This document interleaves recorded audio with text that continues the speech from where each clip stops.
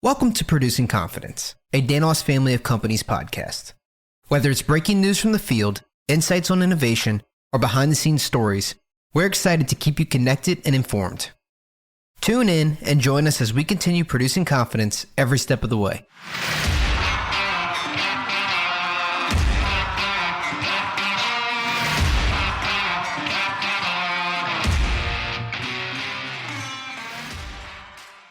Hello, everyone. I'm Samantha McGee, your host for today's episode, and today we are going to talk about the Danos Develop U program.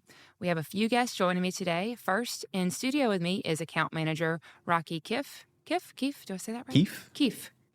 And online, we're joined by training manager Mark Terrio, along with production operator Billy Bedsole. And thanks for joining me today, gentlemen.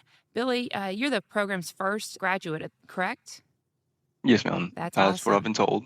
Congrats. That's really great. So first, I guess, Mark, can you tell us what is the Develop U program? So the Develop U program is an employee development initiative that is centered around three core objectives. One, we want to support individual growth by promoting and providing educational resources that build competencies and promote employee career progression. Two, we want to provide evidence-based development to support career advancement opportunities within Danos and with our customers as well. And then lastly, we like to enhance customer service, which is part of our values, by developing highly competent and adaptable employees. We designed Develop U to equip employees with knowledge, skills, and abilities needed to perform job functions safely, efficiently, and at a high standard of excellence. Got it. So essentially, it's a program that employees can go through to develop themselves and learn a little bit more about their trade. Is that right? That's correct. Either their trade or something else that they may be interested into advancing to, another career opportunity or another craft. Got it. And when did the program start? So the program started, now I'll go all the way back to 10 to 11 years ago. We started noticing that our customers as well as our employees were asking for new opportunities to learn and grow. And so we started developing things a long time ago, years ago, and we've gotten better over the years, and our program has advanced in ways that with technology, at that. So, in short, we started a long time ago trying to satisfy the needs of our customers and our employees, and today it all came together when we started an initiative called Project 42. And I think Rocky may be able to, add a little bit more about Project 42. Right.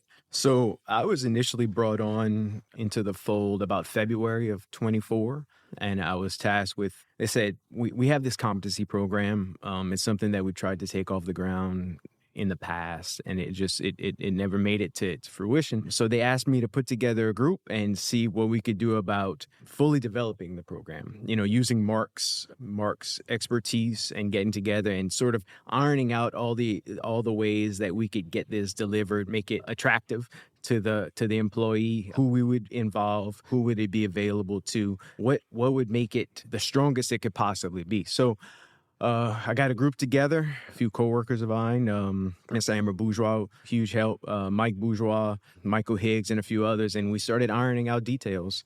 How would we start?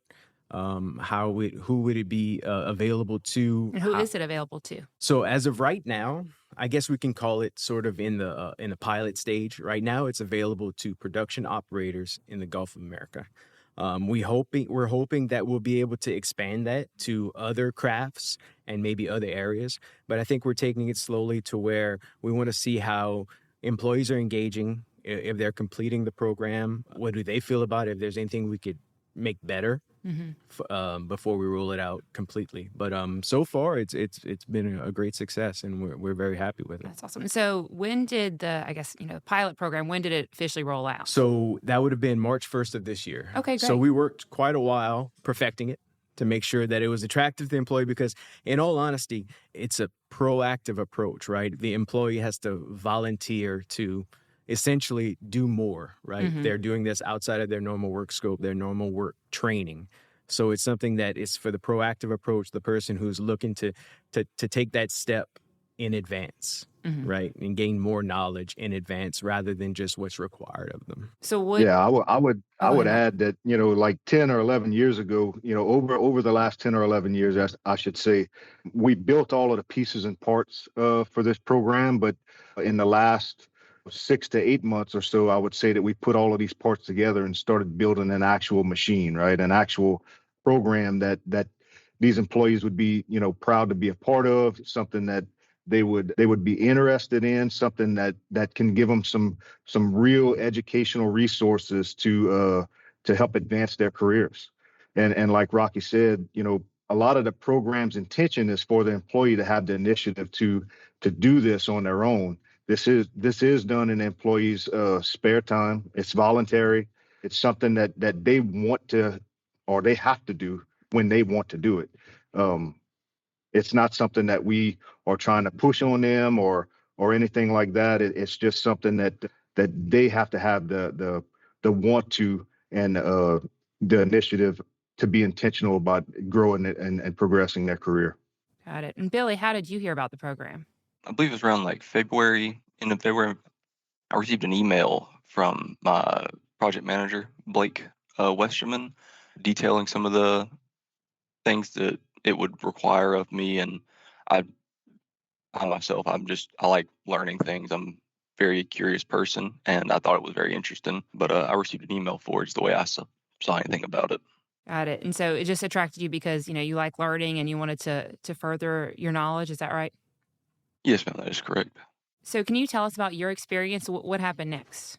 Well, obviously, I reached out to my project manager and expressed how I was interested in it, and he got me in touch with who I need to for starting the program. And once I got into it, they sent me to one of the Danos HQs to go through an in-person, basically just competency scoring to see what I do and I don't know based on my position as a C operator.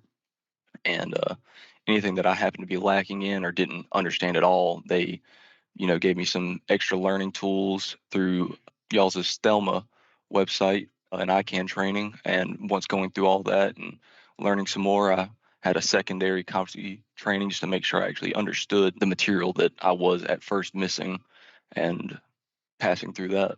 Got it. So did you do, besides the in-person stuff, is it all, you did some online courses, is that right? Yes, ma'am. Anything that I happened to not score a 3 on it, they rank it between 1 and 3. Anything that did not happen to score a 3 on, they had specialized training modules for it through ICANN. Got it. And so, Rocky, other than, being a production operator in the Gulf, are there any other specific requirements that employees need to meet? Yes, so you'll have to have completed your short service employee section of your employment with Danos. So anybody within the first 6 months of employment with Danos is considered short service employee. So once that program's completed, you're a production operator, anybody is able to enter into this program who has the proactive initiative. Got it. And so, Billy, did you started out as a sea operator? Is that right? Well, I started out my career offshore as a roustabout, actually, Okay. chipping and painting on our platform. Very good. And so now you're a sea operator, and the idea is that you're working towards that next step. Yes, ma'am. I'm doing my best as I can. And what's the next step for those of us who are not as versed in the progression? Preferably being promoted up to a B operator and making my way even further up to an A. And from there, there's different opportunities from what I've heard. I'm not the most knowledgeable on where to go from there exactly, but from my position, going up to a B operator would be my next step. Got it. That's awesome. And so do you feel like the program has really kind of equipped you or given the tools or skills that you might need to work your way there? I believe so. At minimum, I did learn some things that I did need to know specifically about my platform that I happen to not know. So I feel like if anything, it has at least aided me in getting there. Very good. And I guess either Rocky or Mark, are there incentives other than, the personal and professional development? Are there any other incentives for employees to participate in the program? Well, from my end, and Mark might have something in addition, but it for the value it shows the customer that the employee is taking the initiative while it doesn't guarantee promotion, it shows it. And we do share this information with the customer on the back end or during the process. And they can request information because we track different KPIs and different parts of the progress to where if the customer is involved, we're able to let them know, hey, this employee is doing this to better themselves. And I think in the long run, it shows the initiative, it shows the quality of employee, it shows the improvement. And we're hoping it's just an early step to where the customer sees the value to where it'll maybe fast track promotion. And speaking of values, how does the program tie into Danos's values? Well, obviously, one value being improvement, one value being service. So, I mean, we're here to service a customer, also with our purpose, right, to develop great people. And how better to develop great people than a program called Develop U, right? And with improvement, we're constantly trying to be better every day. And this is just yet another way an employee could do that. I've spoken with another employee who's currently about to finish the program under one of my accounts, and he was talking to me about how some of the knowledge he obtained from it, he was thinking that it would be a little bit more mundane, it wouldn't be as in depth, that this would be just sort of going with emotions, and he was very impressed with the intricacies of the modules that he was given. So I think these trainings, while training might not always be the fun thing to do, I think there's a lot of good knowledge and information in Mark's programs, and I think that it's constantly getting better. So, Mark, what do you have to say about that? It's not the most fun thing. Yeah, Billy, no, go ahead. that Rocky's absolutely right. I mean, anybody will tell you that training is for the most part is a snooze fest, right? But as we're developing these programs, we're trying to find new ways to make it better, to make it funner, to make it more attractive to people. So we're bringing in new technologies that people are used to and love. Like virtual reality. We bring people in and we put a VR headset on them and we'll walk through where we've developed a platform within a VR space, and we can walk through and talk through all of the equipment, and they can actually do simulations where they're opening and closing valves and starting compressors and launching and receiving pigs, those kinds of things. And so it makes learning more fun. We're also looking at adaptive type CBTs in which, you're not sitting there feeling like you're wasting your life away watching a video online to learn something. It actually asks you some questions and it adapts to your knowledge. So as you're going through one of these CBTs, it'll ask these questions, and based on your answers, it'll throw you either forwards or backwards within the CBT, so that you don't have to sit there and go through things that you already know or have already learned. You're learning something new all the time. So, that's what the future of this program looks like. It's just something that we want to make more attractive to people. We want people to want to learn, not sit there and have to learn. That's great. I love that you said it's adaptive, so it really is, almost personalized to the needs of each employee, right? That's correct. And Billy, I know Rocky had mentioned that his colleague talked about some of the things he was surprised of with the program. Was there anything that you were surprised or something that stood out to you? He had spoken about the interactive learning thing. I was really surprised about that. I thought that was very awesome to see, like getting to experience that. I've tinkered with some VR here and there, but seeing that, I thought that was like a really interesting part of it. Getting to see that and then being able to go over it. The training modules themselves, there was a lot of the learning was like very, I don't know the best way to put this, but just really interactive and easy to pick up for the most part. There were a couple parts that kind of confused me at times, but I feel like that was just the tiredness setting in trying to learn. But all in all, like I really enjoyed it. I was surprised how much I did enjoy it and how easy it was to pick up some of these sometimes very hard to pick up topics coming from trying to learn from another person. But through that training, it was actually very easy for me, at least. and I was kind of surprised by that, and I did quite enjoy it. That's great. And do you have what would you say to an employee who's considering entering the program? I'd give them the highest recommendation for at least giving it a shot. I mean, no matter what, it's always good to know anything you can, especially about a job like ours. It can never hurt to know too much about it. I there's no bad thing about learning it. I mean, either you figure out something new or you find out you already know everything in your ballpark and it's time to move on to the next thing. Learn even more at a higher up level. Just overall, I just recommend at least doing it just to see where you're at and possibly learn something new. That's fantastic. Thank you. And Rocky or Mark, what's the program look like going forward? Well, in my thought, rolling it out to a wider range of crafts, definitely want to get it available to others because we've already been asked about that, and hopefully soon we'll be able to do that.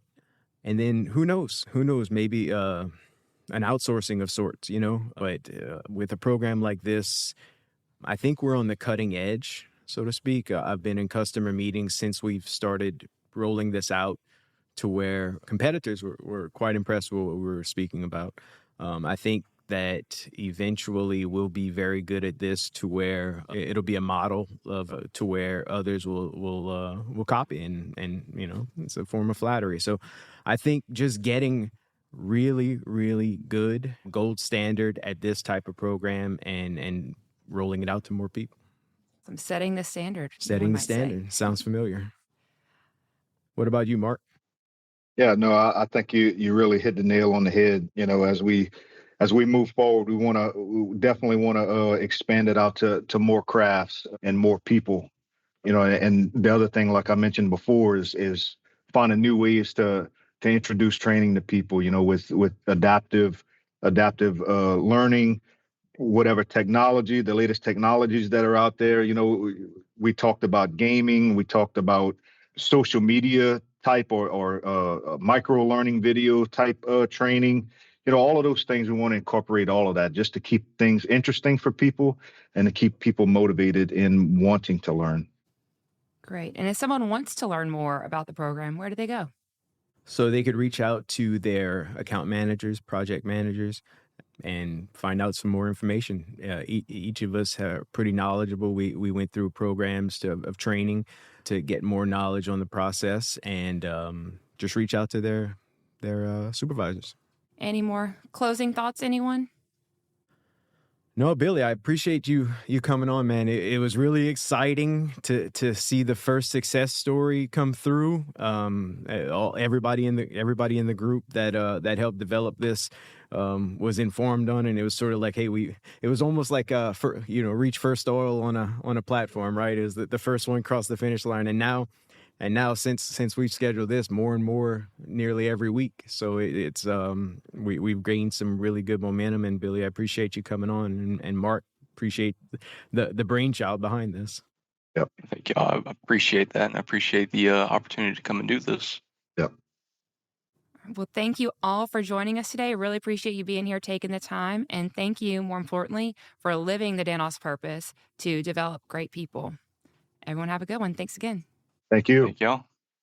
That's it for this episode of Producing Confidence. To learn more about the Danos family of companies, be sure to follow us on social media.